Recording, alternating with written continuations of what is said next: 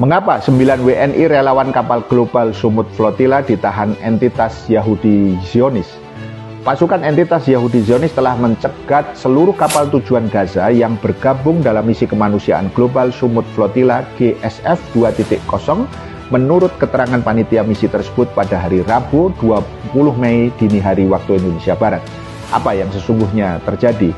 Pertama, dalam keterangan melalui media sosial Instagram, panitia global Sumut Flotilla 2.0 menyatakan kapal yang terakhir dicegat adalah Sadabat. Kapal itu berisi 2 relawan asal Indonesia. Pada malam yang sama, kapal Zefiro yang berisi 2 relawan asal WNI juga dicegat militer Yahudi Zionis. Dengan demikian, sebanyak 9 WNI telah ditangkap Zionis. Sebelumnya pada Senin 18 Mei, entitas Yahudi Zionis sudah menangkap 5 warga negara Indonesia. Beberapa di antara mereka adalah jurnalis Republika dan Tempo.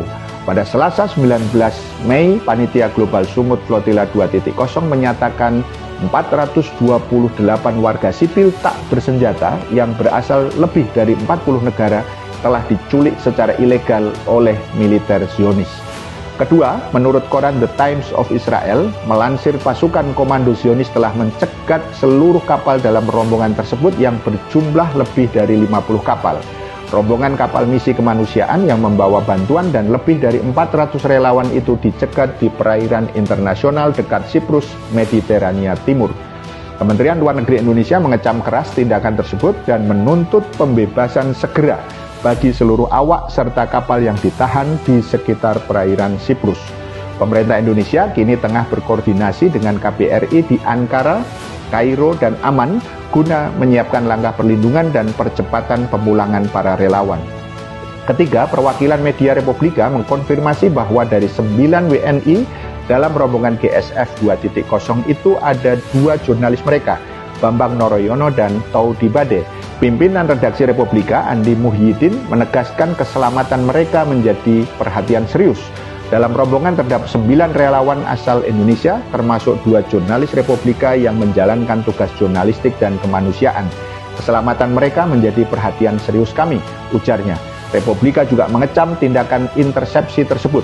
Tindakan ini melanggar serius terhadap hukum internasional, prinsip kemanusiaan universal, serta kebebasan sipil warga dunia yang membawa bantuan bagi rakyat Palestina di Gaza, kata Andi.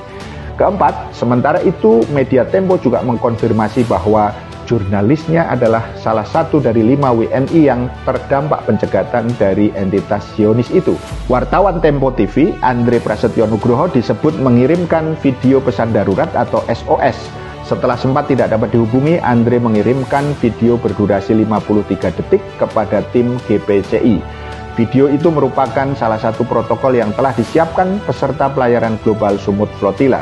Para peserta diminta merekam pesan darurat untuk dipublikasikan apabila tentara Israel menangkap atau memutus komunikasi mereka selama misi berlangsung.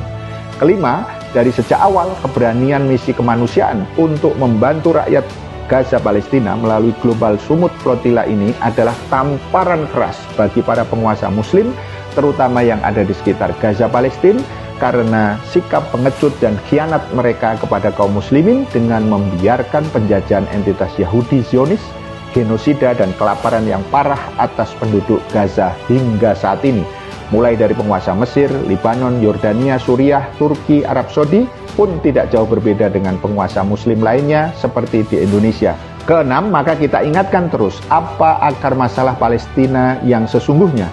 Sebagaimana Profesor Noam Chomsky mengatakan bahwa akar masalah Palestina sangat sederhana, yaitu penjajahan entitas Yahudi yang didukung oleh Amerika.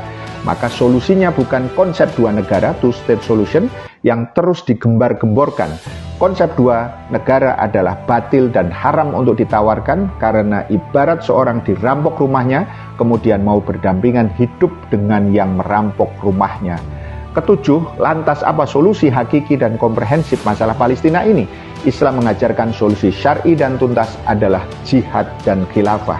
Mengapa jihad? Penjajah harus diusir.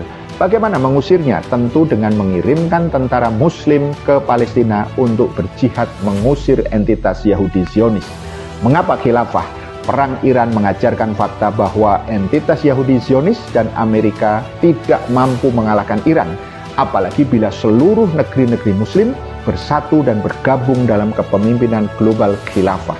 Kita tahu penjajah entitas Yahudi Zionis senantiasa didukung Amerika, maka harus ada negara adidaya baru yang mengalahkan Amerika, itulah khilafah Islam atau daulah Islam sebagaimana dicontohkan Rasulullah SAW saat mengalahkan kaum Yahudi, saat Khalifah Umar bin Khattab membebaskan Palestina dari penjajah Romawi tahun 637 Masehi, saat Panglima Salahuddin Al-Ayyubi ketika membebaskan Palestina dari tentara salib pada tahun 1187 Masehi, dan bagaimana Sultan Abdul Hamid II mempertahankan dengan gagah berani Palestina dari rongrongan Yahudi pada tahun 1897 Masehi. Paham sampai di sini? Salam melek politik.